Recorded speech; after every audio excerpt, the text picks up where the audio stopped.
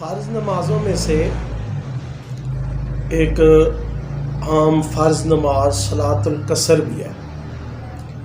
جس طرح کہ رات اور دن میں 5 نمازیں فرض ہیں: فجر، ظہر، عصر، مغرب، عشاء، اور پھر جمعۃ المبارک کے دن میں ظہر کے وقت میں صلاۃ الجمعہ یہ فرض عین ہے.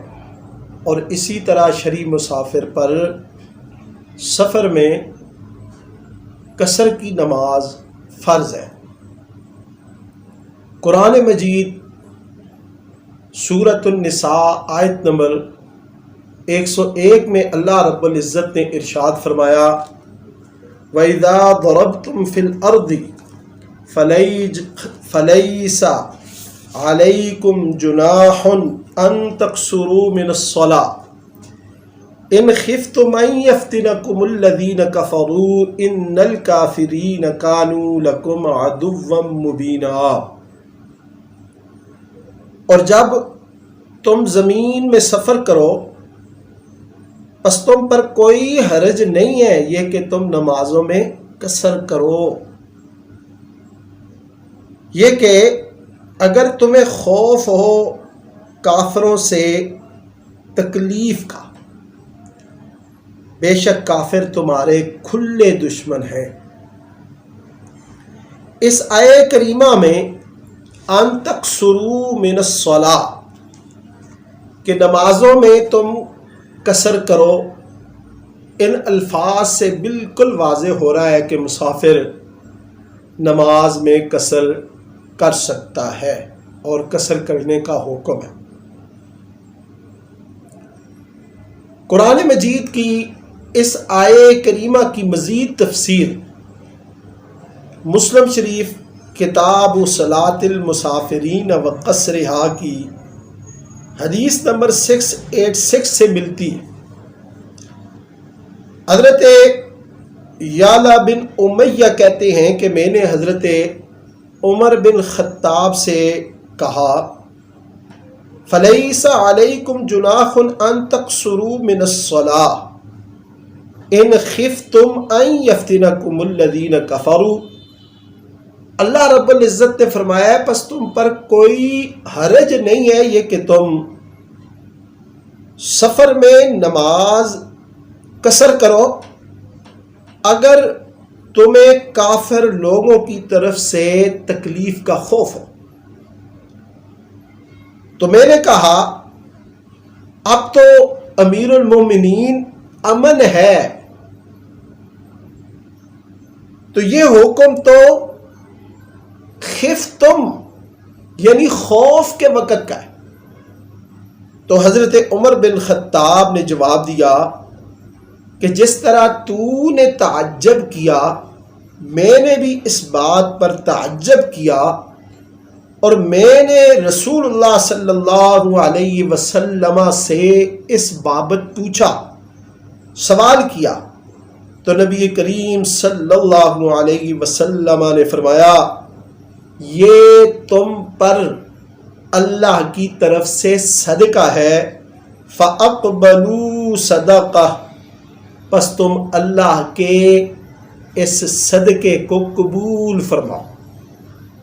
تو یعنی خوف ہو یا امن ہو، جو بھی شخص شرعی مسافر بن جاتا ہے اس پر نماز قصر ہے. اب ظہر، عصر اور عشاء کے 4 فرضوں میں قصر ہے، 4 کی بجائے 2 پڑھیں گے. اور فجر اور مغرب کے فرض سفر اور حضر میں یہ پورے ہوں گے. جس طرح کہ فجر کے 2 فرض حضر میں اسی طرح سفر میں نبی علیہ الصلاۃ والسلام نے پڑھے، اور جس طرح کے مغرب کے 3 فرض ہیں اسی طرح نبی مکرم علیہ الصلاۃ والسلام نے سفر میں بھی 3 فرض پڑھے. مسلم شریف کی حدیث حضرت عبداللہ ابن عباس فرماتے ہیں فرد اللہ الصلاۃ علی لسان نبیکم صلی اللہ علیہ وسلم فی الخضر اربعا وفی السفر رکعتین۔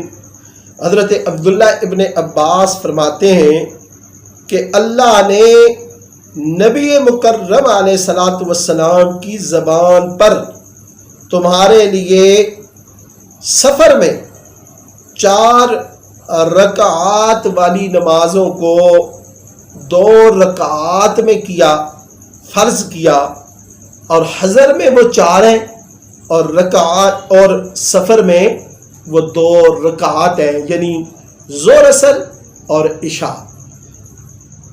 اب یہ ترمذی شریف کی حدیث ہے۔ اب فرضوں کی بات تو کلیئر ہوگی کہ فجر اور مغرب کے فرض پورے پڑیں گے سفر اور حضر میں، لیکن ظہر اثر اور عشاء ان تینوں نمازوں کے اگر کوئی شخص انفرادی طور پر فرض پڑے گا تو 2 فرض پڑے گا، اور مقیم امام کے پیچھے اگر پڑھے تو پھر وہ امام کی اقتداء میں پورے فرض پڑھے۔ اب سنتوں کا کیا کریں؟ سنتوں کے بارے میں یہ بات بالکل واضح ہے اور حدیث شریف ہے حضرت عبداللہ ابن عمر، ترمذی شریف حدیث نمبر 550 باب ما جاء فی التطوع فی السفر، کہ سفر میں نوافل پڑھنے کے بارے میں باب قائم کیا امام ترمذی نے۔ حضرت عبداللہ ابن عمر فرماتے ہیں کہ بے شک نبی کریم صلی اللہ علیہ وسلم سفر میں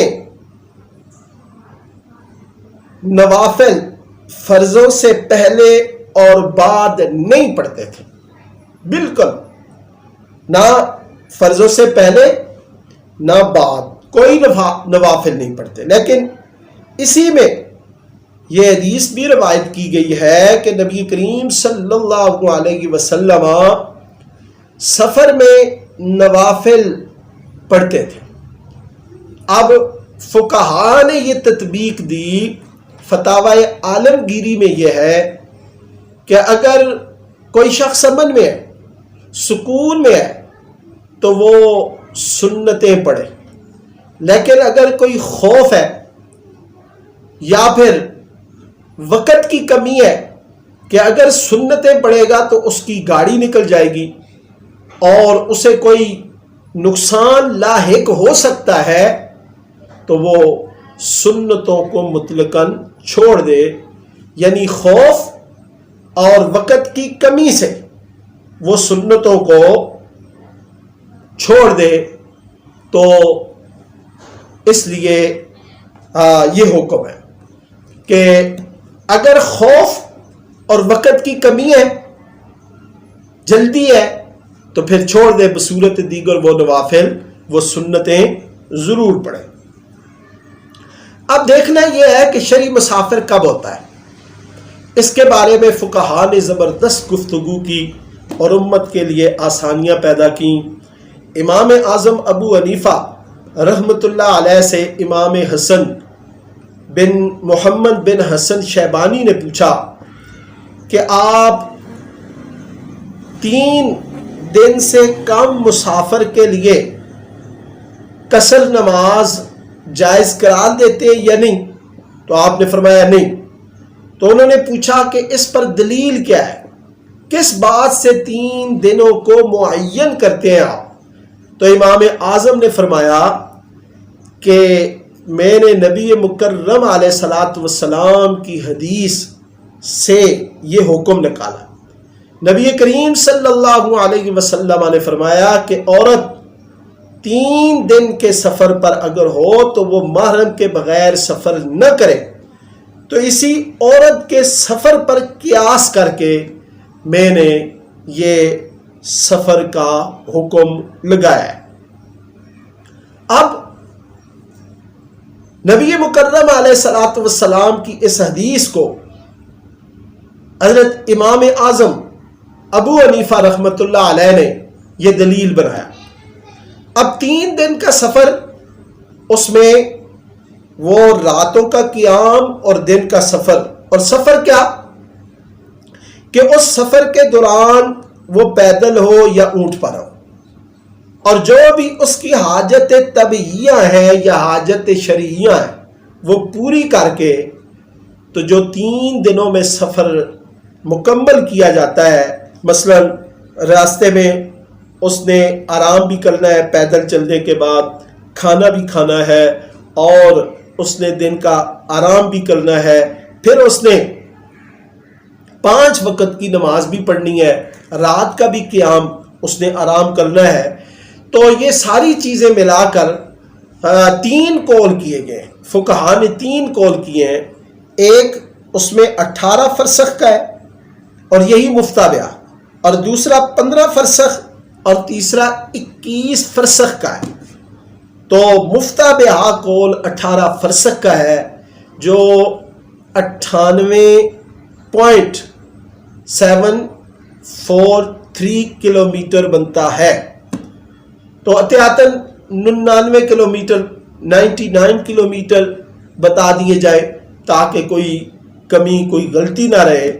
تو یہاں سے یہ پتہ چلا کہ جب کوئی شخص سفر پہ روانہ ہو اور اس کا سفر 99 کلومیٹر ایک طرف کا سفر بنتا ہو، تو جب وہ اپنی مقامی آبادی سے باہر نکلے گا تو وہ مسافر ڈکلیئر ہوگا۔ وہاں پہ اگر کوئی نماز کا وقت آتا ہے تو وہ نماز پڑھے، تو اس کے لیے وہاں پہ نماز قصر ہے۔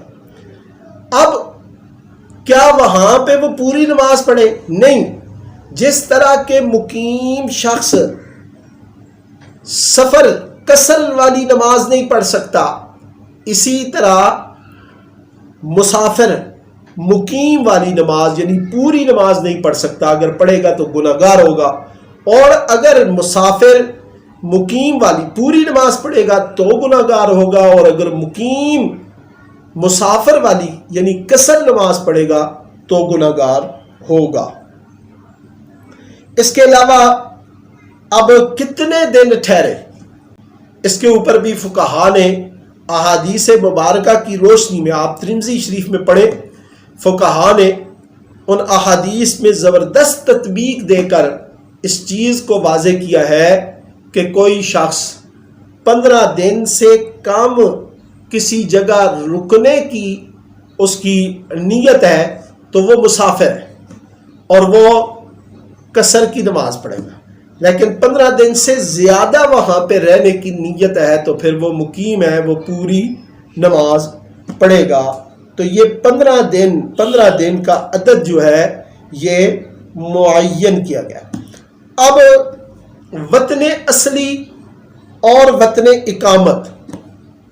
وطن اصلی وہ ہے کہ جہاں اس کی ولادت ہوئی، یا وہ جگہ جہاں اس نے شادی کی اور وہیں پہ اہل و عیال کے ساتھ وہ رچ بس گیا، وہ بھی اس کا وطن اصلی بن جاتا ہے۔ یہ فتاوی شامی۔ اور وطن اقامت وہ ہے کہ کوئی شخص دوران سفر جہاں کوئی مسافر 15 دن یا اس سے زیادہ مدت کے لیے رہنے کا ارادہ رکھتا ہے، یعنی دوران سفر ہے اور سفر کے دوران اسے 15 دن سے زیادہ وہاں پہ رکنا ہے تو وہ اس کا وطن اقامت بن جاتا ہے۔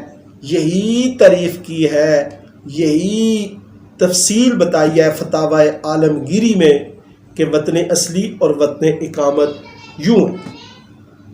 اب مسافر جب بھی نماز پڑھے گا تو وہ قصر پڑھے گا، لیکن اگر کسی شخص کی نماز وہ سفر کے دوران قضا ہوئی ہے تو جب وہ لٹائے گا، جب وہ ان فوت شدہ نمازوں کی قضا کرے گا تو وہ قضا قصر کی نیت سے کرے گا، یعنی ظہر کی نماز اگر فوت ہوئی ہے تو وہ یوں کہ میں پڑھتا ہوں ظہر کی نماز جو قضا ہوئی اور اس نماز کی قضا کرتا ہوں، قضا قصر یعنی 2 فرض پڑے گا۔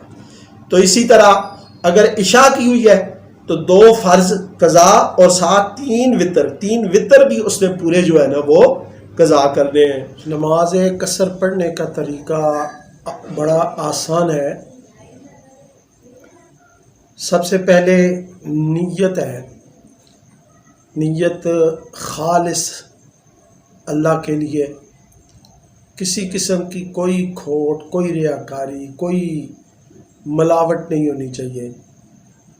اس کے بعد قیام، جب آپ کھڑے ہوں تو دونوں پاؤں کے درمیان 4 انگلیوں کا فاصلہ ہو۔ فتاوی شامی، فتاوی عالمگیری میں اسی چیز کو پسند کیا گیا اور اسی کو اختیار کرنے کا بتایا گیا کہ اسی میں خشوع ہے اور یہی سنت ہے۔ اس کے بعد رفع یدین، دونوں ہاتھوں کو کانوں تک اٹھاتے ہوئے تکبیر افتتاح، تکبیر تحریمہ، تکبیر اولا، اللہ اکبر کے۔ اس کے بعد پھر ناف کے نیچے ہاتھ باندھ لیں، احادیث سے ثابت ہے۔ پھر ثنا، تعوذ، تسمیہ، سورۃ الفاتحہ اور ساتھ قرات کریں، سورت ملائیں۔ یاد رکھیں جب بھی آپ قرات کریں، نماز کا سبق پڑھیں تو روحانیت اور سرور اور سکون حاصل کرنے کے لیے الفاظ کے معانی میں غور کریں، ایک کیف اور لذت نصیب ہوگی۔ اگر آپ فرض جماعت کے ساتھ پڑھ رہے ہیں تو پھر قرات نہیں ہے، کیونکہ اللہ رب العزت کا فرمان ہے سورۃ الاعراف، وَإِذَا قُرِئَ الْقُرْآنُ فَاسْتَمِعُوا لَهُ وَأَنصِتُوا لَعَلَّكُمْ تُرْحَمُونَ، اور جب قرآن پڑھا جائے تو غور سے سنو اور خاموش رہو تاکہ تم پر رحم کیا جائے۔ اور ابن ماجہ شریف کی حدیث ہے، من کان لہو اماما فقراءۃ الامام لہو قراءۃ، کہ امام کی قرات ہی مقتدی کی قرات ہے۔ پھر قرات کے بعد اللہ اکبر کہتے ہوئے رکوع میں سبحان ربی العظیم معنی میں غور کریں۔ پھر اٹھیں، سمع اللہ لمن حمیدہ، اللہم ربنا ولک الحمد، ربنا لک الحمد، یہ الفاظ بھی ہیں۔ اور پھر دعا پڑھیں، بخاری شریف سے ثابت ہے، حمدن کثیرن طیبن مبارکن فی۔ پھر سجدے میں، سجدے کی تسبیحات، سبحان ربی العظیم، سبحان ربی الاعلی 3 مرتبہ، 5 مرتبہ کہیں۔ دونوں سجدوں کے درمیان بیٹھنے کو جلسہ کہتے ہیں، اور اس میں بیٹھنے کا طریقہ، صحیح طریقہ یہ ہے کہ بائیں پاؤں کو بچھائیں اور دائیں کو کھڑا کریں، اور دائیں ران پر دایاں ہاتھ اور بائیں ران پر بایاں ہاتھ رکھیں۔ یہ دعا پڑھیں، اللہم اغفر لی وارحمنی وعافنی واجبرنی وادنی وارزقنی، یہ الفاظ ترمذی شریف۔ پھر دوسری رکعت کے لیے اٹھیں تو دوسری رکعت بسم اللہ پڑھ کر سورۃ الفاتحہ، ساتھ سورت، پھر رکوع سجود کے بعد التحیات۔ جب بیٹھیں تو التحیات پڑھتے ہوئے بھی معانی میں غور کریں تاکہ آپ کو لذت اور سرور اور سکون نصیب ہو اللہ کی عبادت کرنے کا۔ یہ اللہ کے ساتھ ہم کلام ہونا ہے نماز پڑھنا۔ فتاوی شامی، فتاوی عالمگیری میں ہے کہ جب تم التحیات للہ والصلوات والطیبات پڑھو تو معانی کا قصد کرو۔ اور گویا کہ بندہ اللہ کی بارگاہ میں عبادت کا تحفہ پیش کر رہا ہے. التحیات للہ والصلوات والطیبات، میری قولی، بدنی اور مالی ساری عبادات اللہ کے لیے. السلام علیک ایھا النبی ورحمۃ اللہ وبرکاتہ، سلام ہو آپ پر یا نبی، اللہ کی رحمت اور برکت. تو یہ پڑھتے ہوئے گویا کہ بندہ حبیب علیہ السلام، نبی علیہ السلام کی بارگاہ میں سلام کا ہدیہ پیش کر رہا ہے. امام غزالی رحمۃ اللہ علیہ نے اپنی کتاب احیاء العلوم میں یہاں تک لکھا کہ اپنے دل میں تصور لائے، نبی علیہ الصلاۃ والسلام کا اپنے دل میں تصور لا کر عرض کرے السلام علیک ایھا النبی ورحمۃ اللہ وبرکاتہ، اور اس کے بعد السلام علینا وعلی عباد اللہ الصالحین، اپنے اوپر اور نیک بندوں پر سلامتی کی دعا کرے. مسلم شریف کی حدیث ہے، نبی مکرم علیہ الصلاۃ والسلام نے فرمایا کہ جب سلام کیا جاتا ہے تو زمین و آسمان میں جہاں کہیں بھی اللہ کے صالح بندے ہیں تمہارا سلام ان تک پہنچ جاتا ہے. تو خود اندازہ لگا لیں، اگر اللہ کے نیک بندوں تک ہمارا سلام پہنچ جاتا ہے تو جو سید الصالحین، سید الاولین والآخرین، سید الانبیاء والمرسلین، ان تک سلام بھی پہنچ جاتا ہے. اور یہ کتنی خوش قسمتی، خوش بختی کی بات ہے کہ ایک امتی اپنے نبی کی بارگاہ میں سلام پیش کرتا ہے اور اس کا سلام اس کے پیارے نبی کی بارگاہ میں پہنچ جاتا ہے. تو یہ نماز ہی کی برکت ہے. تو یقیناً جو دنا فتدلی فکان قاب قوسین او ادنا کے مقام اور مرتبے کے مالک ہیں، مقام اور مرتبہ ان کو ملا، ان تک تو تمام صالحین سے پہلے سلام پہنچ جاتا ہے. اس کے بعد شہادتین، اشہد ان لا الہ الا اللہ و اشہد ان محمد عبدہ و رسولہ، اس میں لا پہ انگلی کھڑی کرے اور الا اللہ پہ نیچی کر لے. اس کے کھڑا کرنے کا طریقہ کار یہ ہے کہ یہ چھوٹی ساتھ والی انگلی یہ دونوں بند اور یہ سنٹر والی بند کرتے ہوئے یہ انگوٹھے سے اس کا حلقہ بنائیں گے، لا پہ کھڑی کریں گے، الا اللہ پہ نیچے کر دیں گے.